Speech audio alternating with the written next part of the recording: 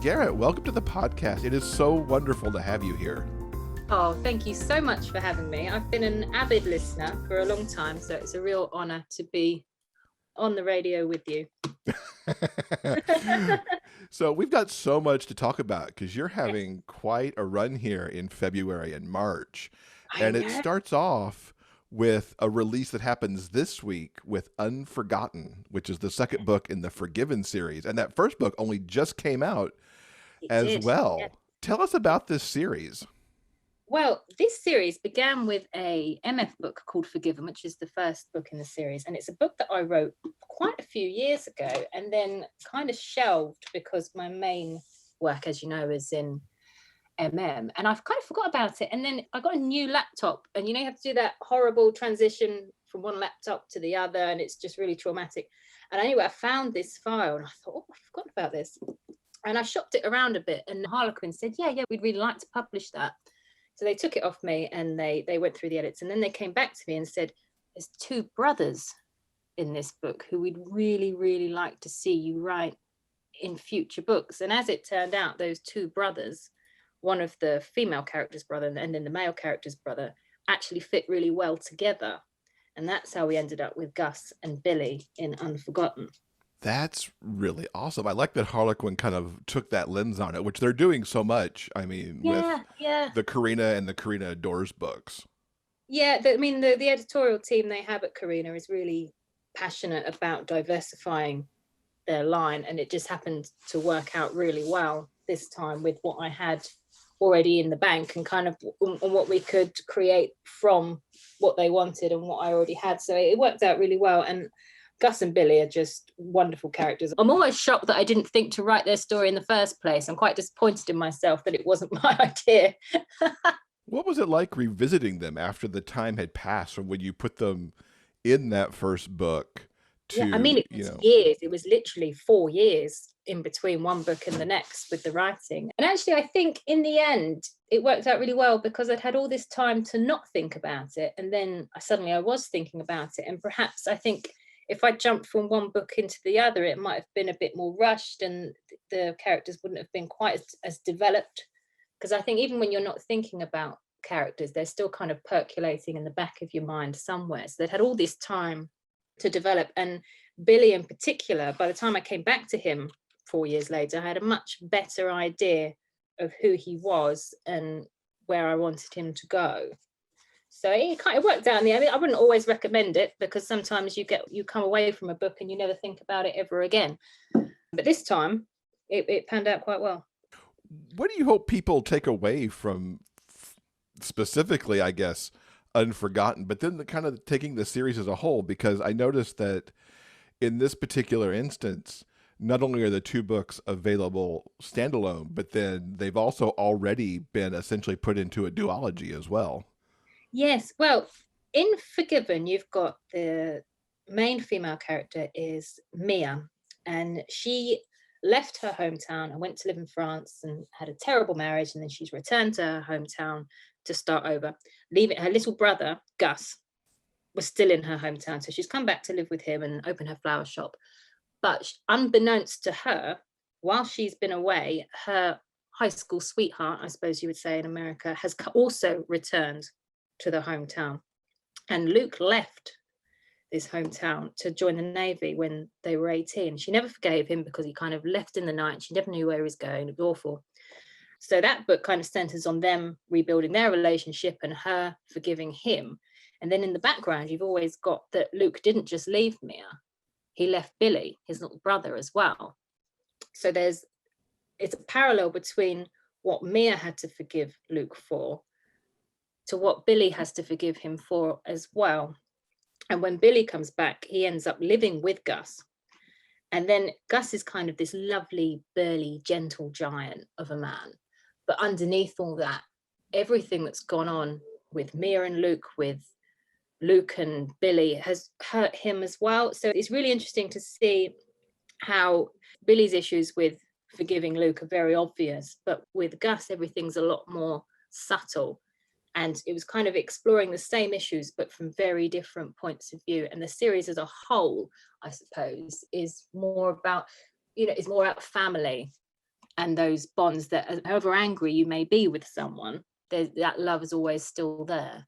That's really lovely how these two bind together in that way. Yeah, yeah. Because you've got the sibling relationships are so strong between all of them, and kind of writing this romance into this deep family bond was quite complex, but it's really nice. It's really sweet.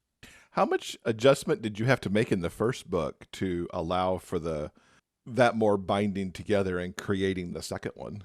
Well, in the first book, Gus's relationship with his sister Mia is already very strong. He's a really, really lovely man, and she's quite fiery and a bit more sharp-edged, but their mother died when they were teenagers, so they're very close. They're all each other have, and it's really nice.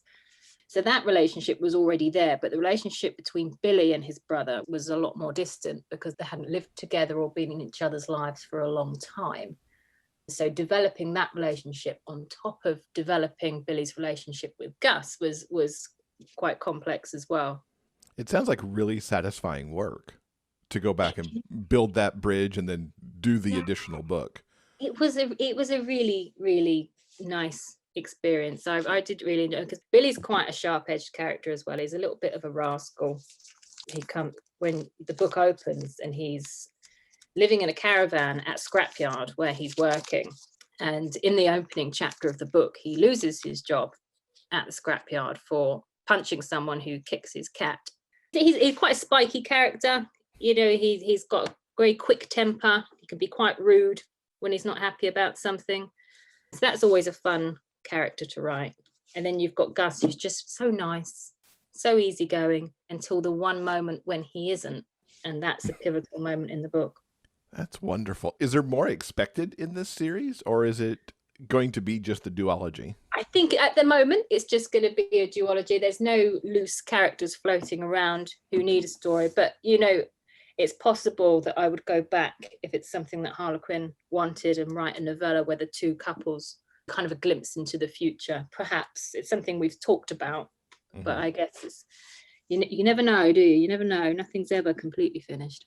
A Christmas reunion or something in the future, perhaps. Something nice with lots of cats. I don't know.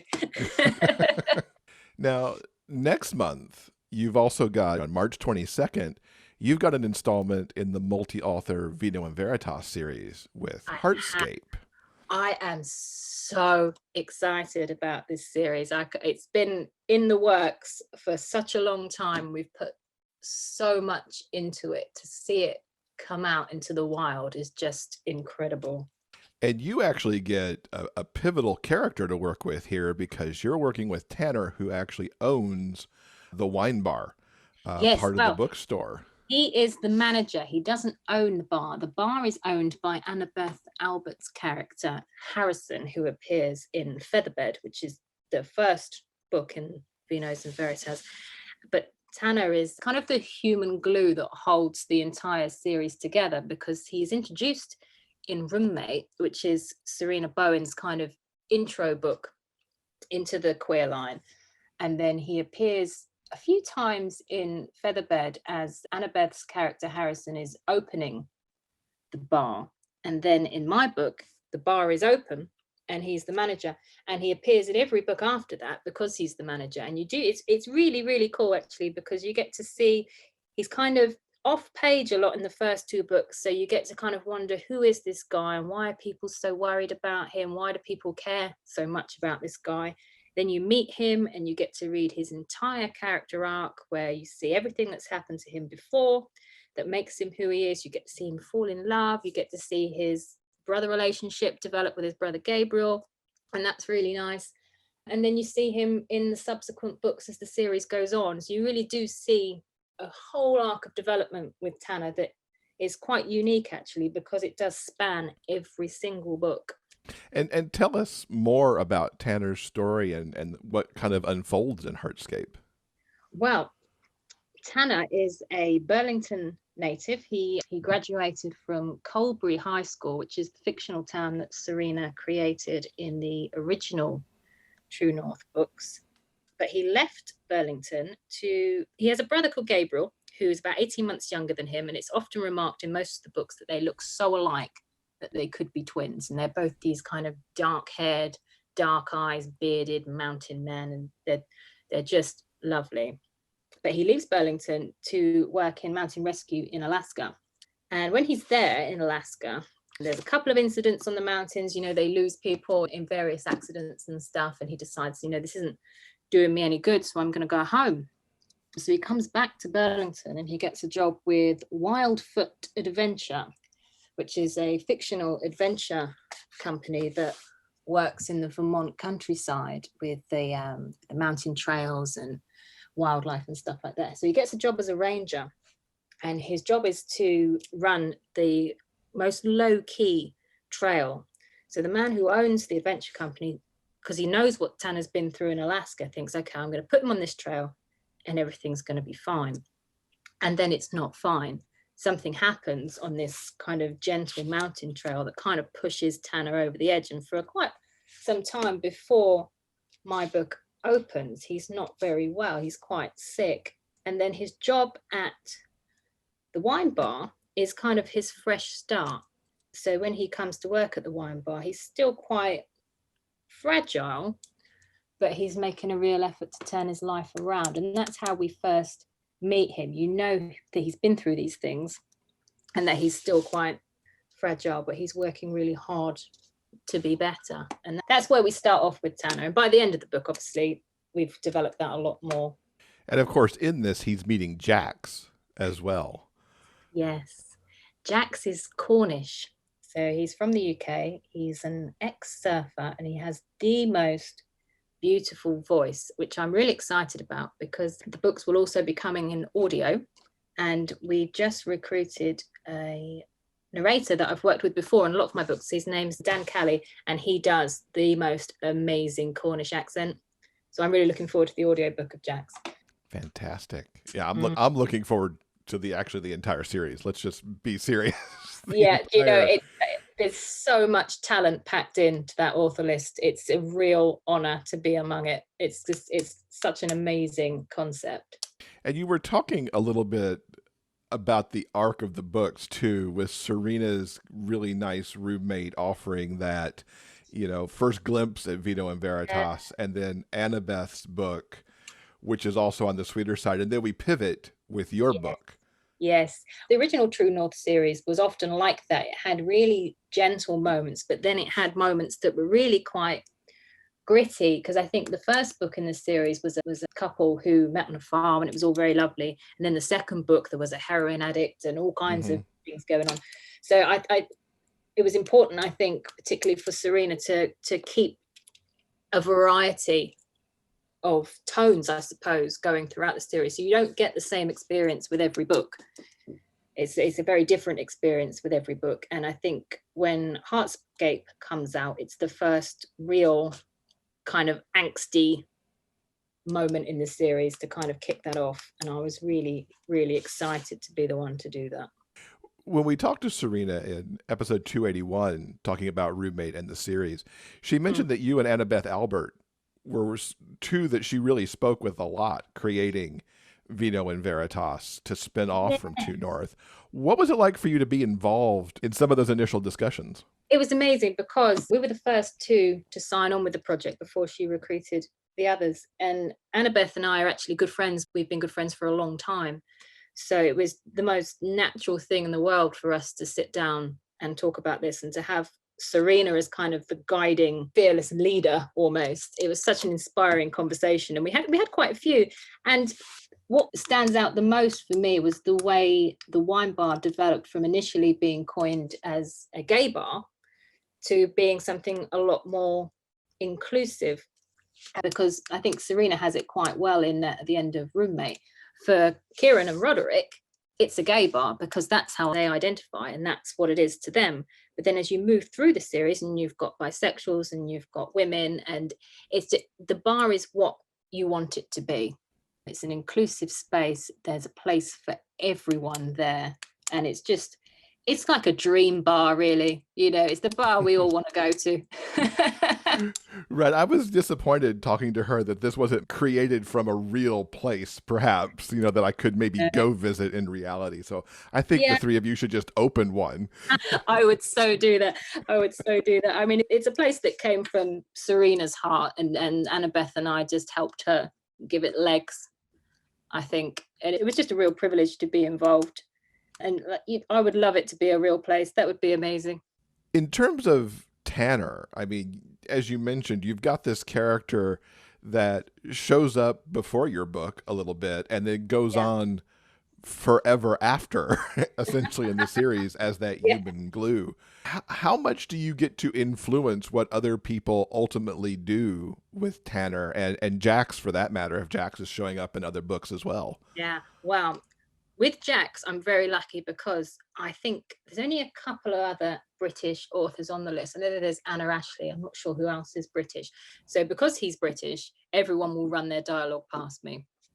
With Tanner, I've had to leave people a little bit more to their own devices, but generally people are coming to me with any scenes that involve him. So I do get a little bit of say in how he's portrayed. But actually, these authors are all so good at what they do. I'm not really worried about it. How is it for you as like the original creator to know that your character gets to live on? Because that doesn't, other than writing our own series, as authors where we get to just keep certain Yeah. people going in the background. In this case, you've got other people who get to use him. Oh, it's just amazing because it's like the gift that keeps on giving, isn't it? And actually, because I'm not the one writing it, it's exciting to me for me because I get to find out what he's doing and I haven't had to sit down and write it myself. So it's an experience for me as a reader. And I was always a big fan of the True North series when Serena wrote them. So I'm in a very unique and very privileged position in that I've got to contribute to it as a writer, and I also get to experience it as a reader as well. So it's amazing. And a little bit of a creator too, because of some of those initial discussions between you and Annabeth and Serena. You kind of have that triple hat going on there. Yes, it's a really, yeah, it's just a real privilege. I've just enjoyed it so much. And actually, I can't remember when we first started talking. I think it was back in May in 2020, perhaps. So actually, although it feels like a long time, it actually came together quite quickly.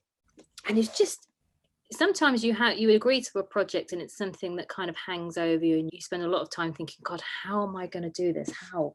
But with this project, it just seemed to just fall out of all of us, and it came really naturally and really organically. And it's something that we all really enjoyed. And it was just such a pleasure, the whole thing. I mean, I am relieved that it's over, that I've written my book and I'm done. But it was a process that I really, really enjoyed. And it's amazing too when you think about the track of the project, because as you mentioned, you were talking about it in May. For Serena, it had to be a little bit before that just to spark the idea. And she mentioned that it had come to her kind of in the early days of the pandemic, but in roughly a year, it's gone from seed of an idea to multiple book series. Yeah, there's 18 out. books in the V&V series alone, and I think in the broader world there's going to be 45 titles because you've got the Muyu Hockey universe and then you've got the Busy Bean series as well. So it's absolutely enormous, really, when you think about it. It's such a gargantuan task. I've got so much admiration for her and the team that she works with for putting it together. I'm there with you. I wouldn't want to figure out how to do all that. Oh, goodness me. No, I don't have the kind of, I'm just not organized enough. It would be absolute carnage if I was at the helm of this. I can't deny it. It would be horrific. It's such a wonderful thing. I can't wait. March isn't going to get here fast enough. I'm so excited. I'm so excited. I know I'm really proud of my book and the books that I've read in the series. I'm actually reading Eden Finley's book this week as well, which is called Headstrong. It's the same world, but through different eyes every single time. And it's such a staggering thing. I love it. Let's go back in time a little bit. You've been in this game for a number of years now. Yes. What got you started writing? I first started, I've always been a bit of a storyteller, but I started writing properly way back in the Twilight years when Twilight fan fiction was huge, because I think, like a lot of kind of secret writers, there was a lot of loose ends left untied in that series. So there was so much to play with. So I began writing Twilight fan fiction many years ago. And through that, I met a lot of people who were doing the same thing, who were at the same point in their lives as I was. And it's kind of almost snowballed. And then the next thing you know, you're in this whole other world and you've left Twilight behind, and these characters that you've created are actually yours. I would say that was probably 10 years ago. I've been a published author since 2013. So it has been a long time. That's a nice long career there. And it started in Twilight.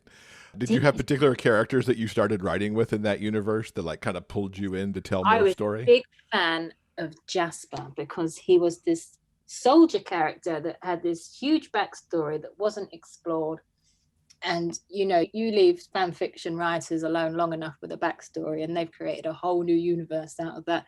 And actually I can't even remember what actually happens in the real books. Fan fiction writers are such unsung heroes. I think you go back and you read fan fiction now, and some of the untapped skill and talent in fan fiction is unbelievable. Yeah, and so many in our genre came up through fan fiction, and we hear that all the time talking to authors.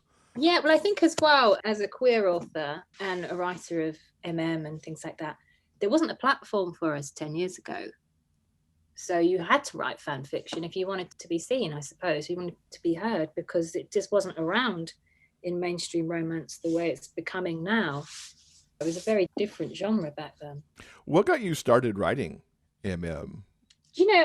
That's a very interesting question, because I identify as queer, but obviously I'm female, so it wasn't a biographical thing. I think it just worked for the characters I was writing at the time. It worked, and I do still write MF as well, but MM was a genre that really spoke to me, and I became really passionate about. And I can't imagine really ever it not being my main genre that I write in, and it works out well for me now. I mean, I'm married to a wonderful man who also identifies as bisexual like me, so we have it really suits where I am in my life right now. Who are some of your author influences in the space, especially as you were starting out, and even who do you look to now? Wow, there weren't many around back when I was starting out. Whereas I would say now, I mean, Rowan Parrish is just the most wonderful, lyrical, beautiful writer. I can just read her stuff and I just die of happiness. It's amazing. I'm a big fan of Avril Ashton. She is just the most incredible writer. She'll take something that's perhaps seen as taboo and she just makes it into this wonderful, rich world. If I pick up an Avril Ashton book, I can't put it down. I'm also an enormous fan of Riley Hart. I think the way she writes is incredibly beautiful. And I'd say those three. I mean, I've always been a big Serena Bowen fan, obviously, and I'm a massive Annabeth Albert fan, but I would say definitely Rowan Parrish is probably my number one. And then you've got Avril and Riley as well. But I think we're really blessed at the moment in our genre. There's such a huge, diverse range of work out there. I think there really is something for everyone at the moment. Yeah, I would say that is very true. If you want to read it, you can probably find it very easily in our diverse landscape right now. And frankly, there's too many good books to read. That's why we don't go out, really. Right. Even if we were not in pandemic times, it's like, I have a book to read right now. Yeah. In your writing, do you have favorite tropes that you like to work with? Oh, yes. Hurt Comfort is a huge favorite of mine, as everyone would probably tell you as well. I like to take, like, a lot of my characters are disabled or they have mental health problems or something like that, because it's really important to me to show that people with these conditions, something like OCD or multiple sclerosis or something like that, that you can still have your happy ending, that romance doesn't cure anything. You don't have that magic pill when you fall in love with someone that makes everything else better, but you can have both. You can have your happy ending as well as living with some of these complex conditions. So that's a big thing of mine that I enjoy exploring. And I'm looking at the notes that I made from the questions you sent me yesterday, and I've realized that both Unforgotten and Heartscape both feature this kind of housemates to lovers trope. So that's obviously a favorite of mine as well. It seems to be in play quite a bit because, of course, you had Roommate too from Mm, Serena, and it's like there's yeah. this moment of housemates books happening. Yeah, just lock them in a flat and they'll sort it out themselves. Yeah, I mean, with Unforgotten, they live together from the beginning to the end of the book, whereas in Heartscape, Jax does actually move out, which contributes more to his character arc, because the relationship that Jax has come from, that he's left behind, it's important to him to live independently. Hmm. So although he lives with Tanner for a while at the beginning through circumstance rather than anything else, he does actually strike out on his own. But I do like the housemates to lovers thing, because I think you don't really know someone until you live with them, do you? So True. yeah. You kind of get to see all the good, bad, and the ugly there. It's a little bit forced proximity Yes. at Or times, but it's not quite the full snowed in. yeah. It's not quite Stockholm syndrome, but Right. As you're exploring some of those things like OCD or multiple sclerosis and things like that, that must just add to the writing time because there's the research to do mm, there and everything because you want to capture those characters. yeah, I mean, there's some conditions, like the very first book I wrote, well, one of the very first books that was published was a book called Only Love. And there's a character in that book, Jed, who has a disease called gastroparesis. And I had some direct experience of that. So that came a bit easier. And things like OCD and addiction and alcoholism are things that I've lived with either through myself or through family life and stuff like that. So that's not too complicated. It's when you do take a really complex disease, like I wrote a book called Dream quite a few years ago, and the character has, in the UK, it's called ME, or chronic fatigue syndrome. And that was a very interesting book to write, because even though I thought I knew what that illness was, by the time I finished writing the book, it was clear to me that when I'd started, I had no idea. So it can be really eye-opening Hmm. sometimes, particularly if you reach out to readers and sensitivity readers and ask for their experiences. What you find out really does add a different dynamic to what you originally started with.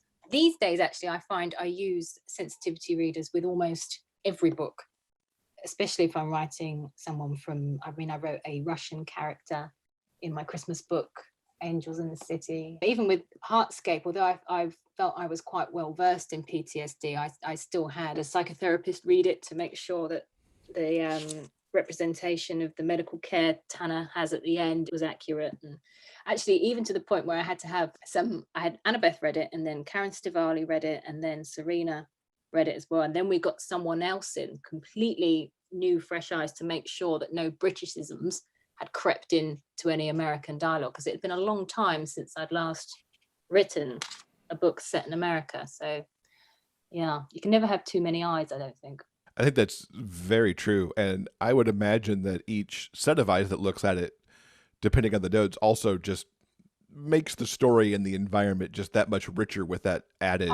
absolutely. Absolutely. There was quite funny in some places with we the wine bar is in a place called, I think, Church Street, which is Church Street Marketplace in Burlington, which is Serena's stomping ground. And then you've got Karen Stivali, who's also a New England native. So they both had different views of the same place. And then the editor that I used was Edie Danford, and she was from around there as well. So she again would add more to certain situations because she'd seen it in a different way. And that was really interesting to watch the three of them describe the same place in very different ways.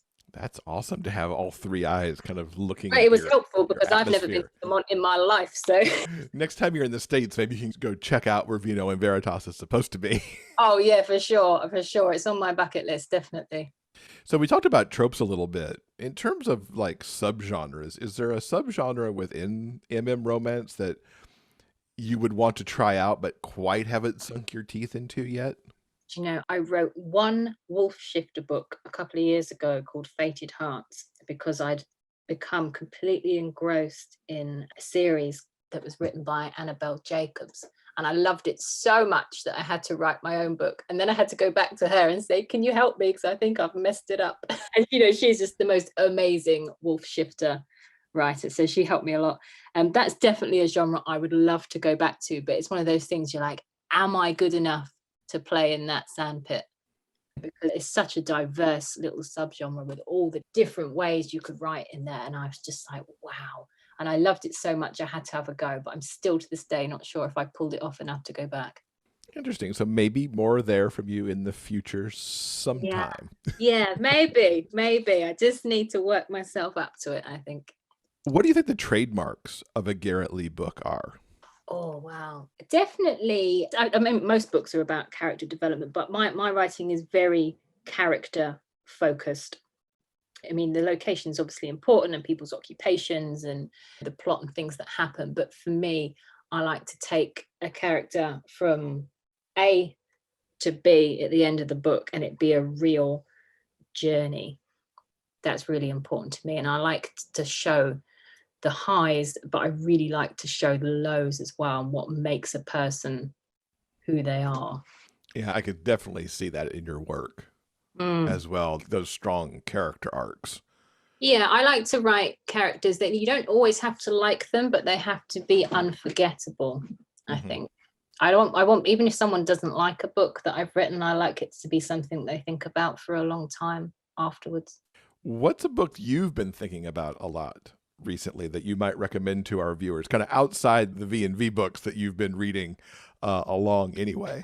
Oh, wow. I recently began to read a series that I really enjoyed. It was by a duo of authors. I think they're called Krista and Becca Ritchie, and it's their Like Us series. And I think it's quite diverse. It's got MF and MM in it, but the first two books that I've read in that series are both MM, and I really, really like the dialogue in those books. It's really sharp, it's witty, it's young, so it's quite, it really is really, really good. And I've really, really enjoyed those books. And I think they are quite popular anyway, but I think because they've come from MF writing, I think they're not quite as big in MM as they're going to be when other people get their hands on these books, because they're really, really good.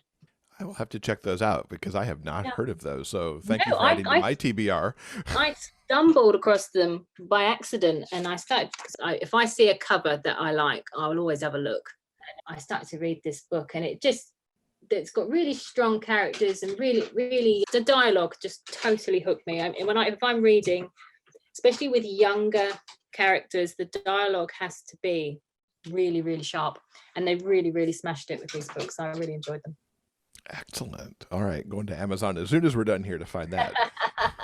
Besides what you've got coming out right here, February and March with the Forgiven series and then Heartscape, what else can you tease us about coming up later this year? Wow.